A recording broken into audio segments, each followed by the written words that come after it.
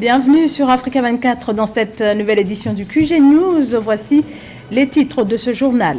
Le président sénégalais Bassirou Diomaye Faye en France. Il doit s'entretenir avec son homologue français Emmanuel Macron. Déplacement à l'occasion également du Forum mondial pour la souveraineté et l'innovation vaccinale prévu ce jeudi à Paris. La finance islamique en Afrique, une expansion importante au niveau mondial, en Asie ou même en Europe, mais encore moindre à l'échelle de l'Afrique. Le décryptage à suivre dans cette édition. Il se qualifie pour les Jeux Olympiques de Paris après sa performance sur le 800 mètres où le Kényan Emmanuel Wanyoi est devenu le troisième homme le plus rapide de l'histoire. Mais tout d'abord, l'investiture ce mercredi 19 juin du président sud-africain Cyril Ramaphosa à Pretoria, au siège du gouvernement devant le président de la Cour constitutionnelle, plus haute juridiction du pays, les membres du Parlement. Investiture en présence notamment d'une vingtaine de chefs d'État et de gouvernements étrangers. Pour rappel, le président, âgé de 71 ans, a été réélu le 14 juin dernier pour un second mandat à l'issue d'un vote du Parlement issu des récentes élections législatives. Des élections qui, malgré la victoire du président sortant, marquent un tournant historique pour l'Afrique du Sud. L'ANC, au pouvoir depuis 30 ans, a en effet été contraint de former une coalition sans majorité absolue. Le chef de l'État a dû composer une alliance inédite avec ses adversaires pour rester président. Après plusieurs visites effectuées en Afrique de l'Ouest depuis son arrivée au pouvoir, le président sénégalais Bassirou Diomaye Faye est attendu ce mercredi 19 juin en France pour sa première visite officielle hors du continent africain. Le nouveau chef de l'État vient afin de prendre part ce jeudi au Forum mondial pour la souveraineté et l'innovation vaccinale. Un événement qui sera suivi par sa rencontre avec le président français Emmanuel Macron à l'heure où se pose plus que jamais la question de l'avenir du partenariat militaire entre les deux pays, une question qui figure parmi les nombreux sujets communs comme les questions économiques liées notamment à la réforme du franc CFA. Pour le décryptage de cette visite du président sénégalais, je vous propose d'écouter l'analyse du journaliste Stéphane Kabou. Effectivement, le président Bassirou Diomaye Faye effectue ce jour sa première visite à Paris dans le cadre du Forum mondial pour la souveraineté et l'innovation vaccinale. Et à l'issue de cet événement, une rencontre avec le président Emmanuel Macron est prévue. Et il faut souligner que le président Bassirou Diomaye Faye, juste après sa prise de victoire, il a effectué des sorties et a privilégié quand même des pays africains tels que la Côte d'Ivoire, la Mauritanie, la Gambie. Et donc cette rencontre avec le président français est hautement significative dans la mesure où les deux présidents aborderont des sujets politiques, des sujets de partenariat entre les deux pays, partenariat historique, partenariat symbolique entre la France et le Sénégal, et aborderont probablement des sujets de coopération, d'échanges commerciaux, d'investissement, entre autres. Et c'est une occasion de pouvoir renforcer la relation entre les deux pays, la relation bilatérale qui s'est vue menacée par la présence très très forte, la présence récente et très forte des pays comme la Russie, comme la Turquie. Et aussi et surtout, il faut noter que les dernières sorties du Premier ministre sénégalais, M. Ousmane Sonko, était très virulente face à l'homologue de son Excellence Bassirou Diomaye Faye. Et donc la présence justement du président sénégalais sur le sol français pourrait faire effet d'apaisement, surtout qu'on connaît ce qui s'est passé récemment entre la France et le Sénégal, politiquement parlant, les tensions qu'il y a eu. Et donc, effectivement, oui, la présence de Bassirou Diomaye Faye sur le sol français pourrait être signe d'apaisement. L'actualité est également marquée par ce gigantesque incendie dans un dépôt de munitions de l'armée tchadienne ce mardi dans la capitale N'Djamena, faisant au moins 9 morts et 46 blessés selon le bilan du ministère de la Santé publique, sans plus de précision sur le nombre de victimes civiles et militaires dans ce bilan qui pourrait ne pas être définitif. Ce mercredi matin, le président de la République, Mahamat Idriss Déby, s'est rendu sur les lieux. Il a annoncé qu'une enquête va être menée afin de déterminer les causes de l'explosion. Pour l'instant, les autorités écartent la piste criminelle. Ce mardi 18 juin, dans son discours annuel devant le Parlement réuni en congrès, le président ivoirien Alassane Ouattara a renouvelé les ambitions économiques de son pays, notamment en matière de croissance. Pour la période 2024-2027, la présidence vise une croissance de 7% en moyenne, un objectif pas si loin de la croissance de 2023 qui tournait autour des 6,5%. Philippe Akwa. Le président Alassane Ouattara a dressé un bilan positif de l'économie ivoirienne lors de son adresse sur l'état de la nation face au Parlement réuni en congrès le 18 juin 2024. Selon le président ivoirien, malgré les défis posés par la pandémie de Covid-19 et les chocs internationaux et sous-régionaux, le pays d'Afrique a enregistré un taux de croissance de 6,5% en 2023.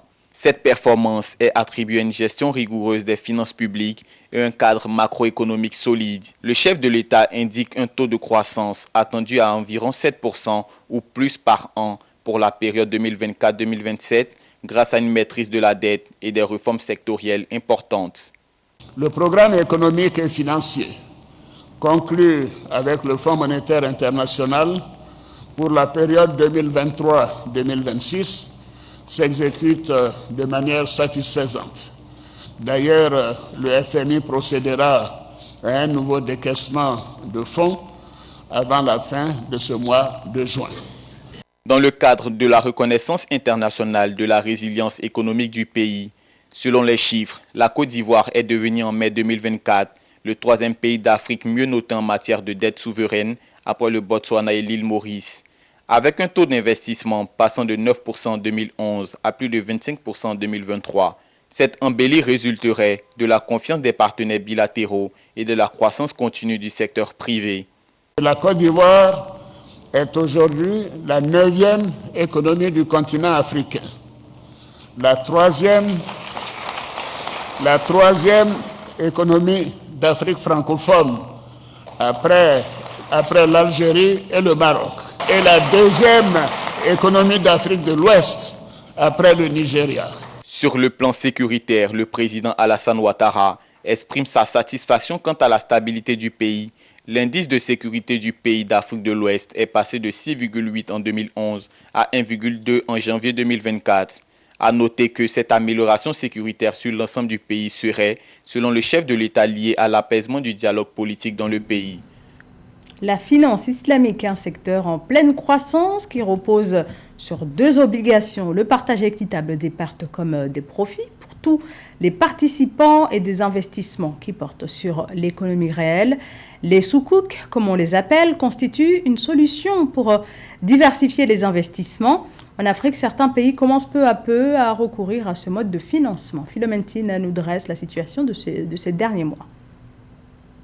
Depuis le début de l'année 2024, seulement 9 pays africains ont levé des fonds sur le marché de la finance islamique, selon un rapport du cabinet Abbas Cherif, spécialisé dans la finance islamique, basé en Côte d'Ivoire. Estimé à 5,52 milliards de dollars, ces fonds levés à travers l'émission de 773 soukouks souverains représentent 0,7% du montant des soukouks en circulation au niveau mondial.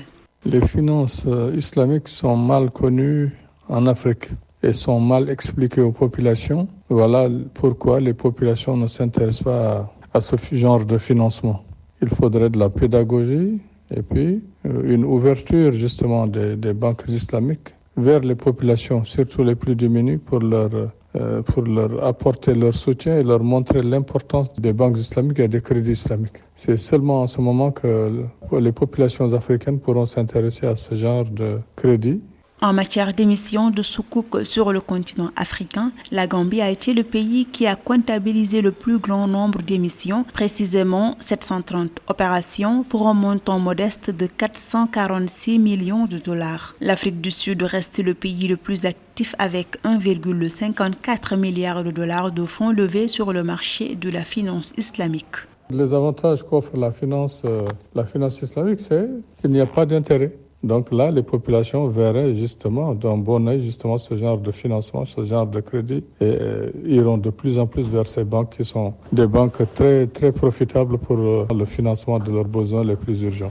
Selon le rapport du cabinet Abbas Cherif, le montant global des obligations compatibles avec la charia émise à l'échelle mondiale a atteint 778 milliards de dollars, ce qui représente environ 17% du marché global de la finance islamique. Toutefois, les pays africains semblent avoir du mal à tirer pleinement parti de cet instrument financier.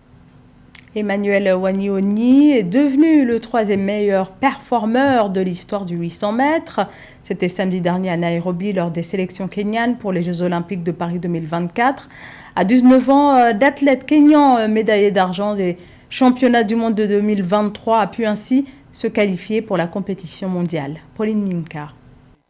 À Nairobi, au Kenya, l'athlète Emmanuel Wanyonyi a réalisé le 3e temps le plus rapide depuis 2012 sur 800 mètres lors des essais pour les Jeux Olympiques, samedi 15 juin 2024. Âgé de 19 ans, il devient ainsi le 3e homme le plus rapide du monde dans ce domaine avec un temps record d'1 minute 41,70 secondes. Ce record d'Emmanuel Wanyonyi frôle la barre de celui établi par le double champion olympique David Rudisha en 2012. La performance dominante du médaillé d'argent mondial 2023 lors des sélections olympiques d'athlétisme au Kenya l'a qualifié pour les Jeux de Paris. Je vais me préparer correctement pour le mois qui reste. Je vais travailler ma vitesse et à Paris, nous allons vraiment courir. La double championne olympique du 1500 mètres Faith Kipyegon, en quête d'un triplé inédit sur cette distance à Paris, a fait un retour gagnant la compétition en s'imposant dans le 5000 mètres des sélections kenyennes vendredi 14 juin 2024 à Nairobi. Depuis le début de l'année, l'athlète de 30 ans n'avait pas encore couru pour cause de blessure. Elle a produit son effort à 4 tours à l'arrivée et s'est imposée. En 2023, Kipyegon avait battu 3 records mondiaux et remporté 2 médailles d'or aux championnats du monde de 1500 mètres et 5000 mètres à Budapest. Je suis même surprise. Vous savez que je voulais courir le plus vite possible et voir ce qui était possible sur la ligne d'arrivée. Les gens pensent qu'on ne peut pas courir vite à haute altitude, mais je voulais voir si je pouvais courir vite ou si les conditions météorologiques allaient m'affecter de quelque manière que ce soit. La championne du monde du 800 mètres, Marie Moraa, quant à elle, s'est qualifiée pour Paris en 2e position et sa sœur Sarah Moraa en 3e. Par ailleurs, il convient de noter que le Kenya a toujours eu à participer aux Jeux Olympiques depuis 1956 et a envoyé des athlètes à toutes les éditions des Jeux Olympiques d'été, à l'exception des boycotts de 1976 et 1980. C'était le journal de la rédaction. Merci à vous de nous avoir suivis. Restez sur Africa 24, l'actualité continue.